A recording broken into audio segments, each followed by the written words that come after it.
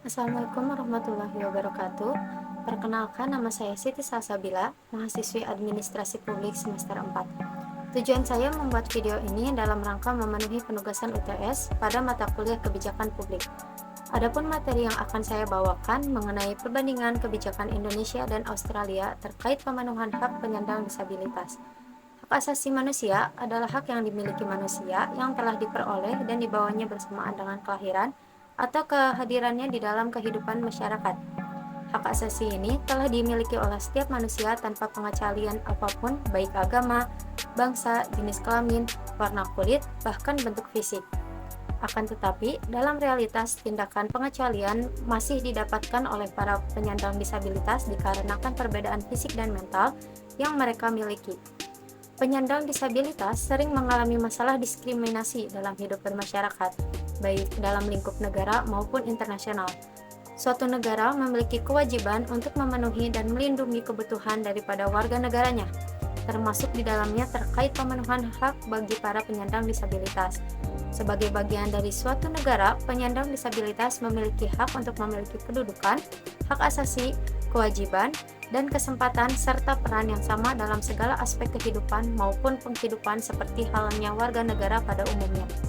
Pada tahun 2006, dibuatlah konvensi terkait hak-hak disabilitas atau yang dikenal dengan CRPD, yang panjangnya yaitu Convention on the Right of Person with Disability. Konvensi ini membahas mengenai hak asasi para penyandang disabilitas secara komprehensif, di mana para penyandang disabilitas berhak mendapatkan perlindungan dan dipenuhi hak asasi dan kebutuhan yang sama dengan non-disabilitas.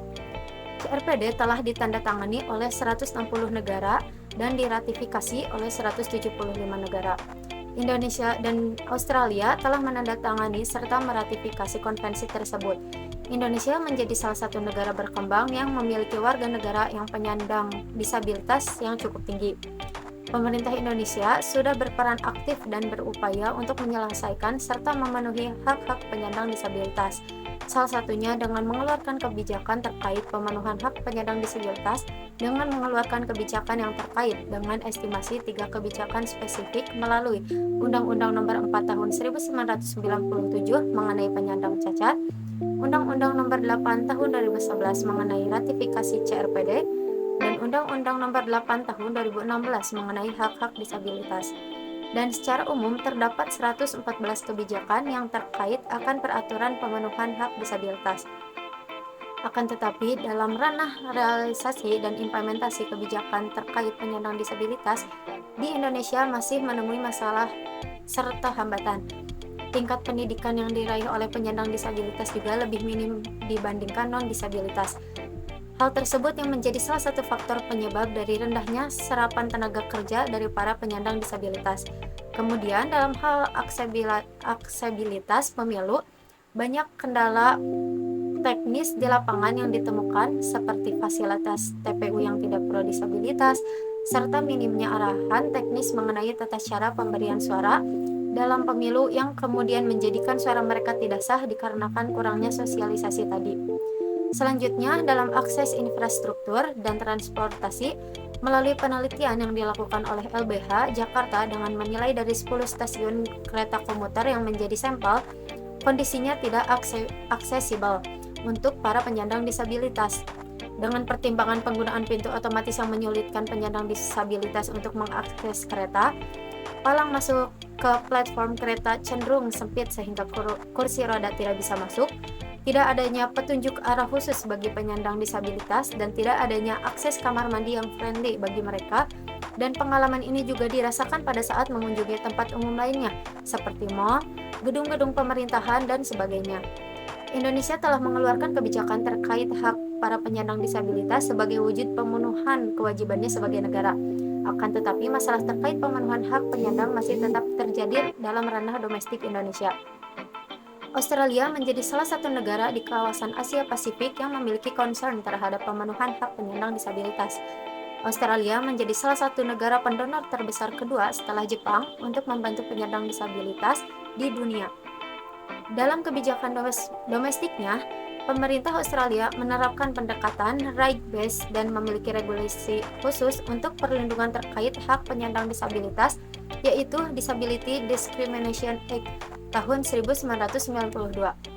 Australia telah mengeluarkan 8 kebijakan terkait penyandang disabilitas yang diterapkan dalam skala nasional dan internasional. Pada tahun 2008, Australia menjadi one of the first Western countries yang menandatangani dan meratifikasi Konvensi Disabilitas sebagai bentuk perhatian dan keseriusan pemerintah Australia untuk membantu memenuhi hak-hak penyandang disabilitas di dunia. Pemerintah Australia melakukan reformasi kebijakan secara komprehensif terkait penyandang disabilitas.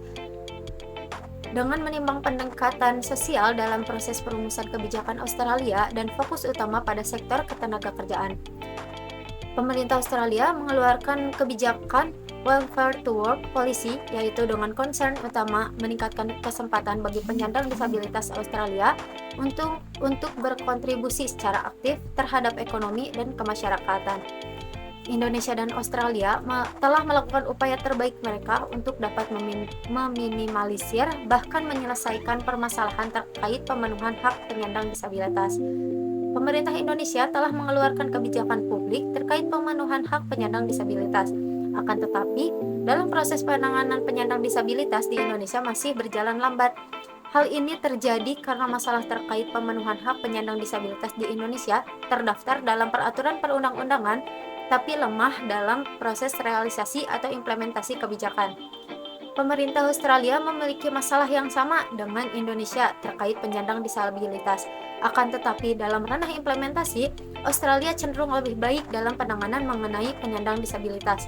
Hal ini terlihat dari reformasi nasional yang dilakukan oleh pemerintah Australia pasca ratifikasi Convention on the Rights of Persons with Disability.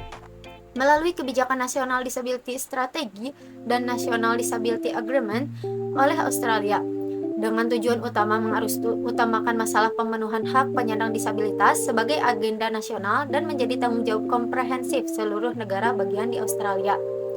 Dalam proses implementasi, pemerintah Australia mendapatkan dukungan dari IGO atau negara lain dan sebaliknya, dan bahkan dapat melakukan dan menjalin kerjasama terkait pemenuhan hak penyandang disabilitas.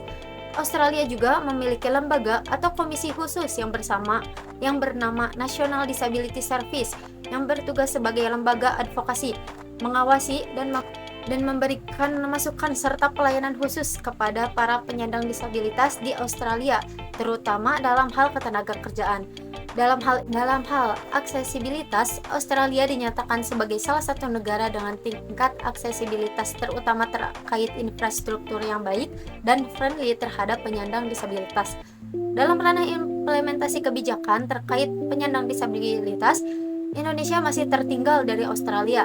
Indonesia dan Australia memiliki kesamaan terkait upaya ratifikasi Convention on the Rights of Persons with Disability sebagai bentuk usaha kedua negara untuk memperjuangkan hak penyandang disabilitas. Akan tetapi, dalam ranah realisasi dan implementasi, Indonesia dan Australia cenderung berbeda.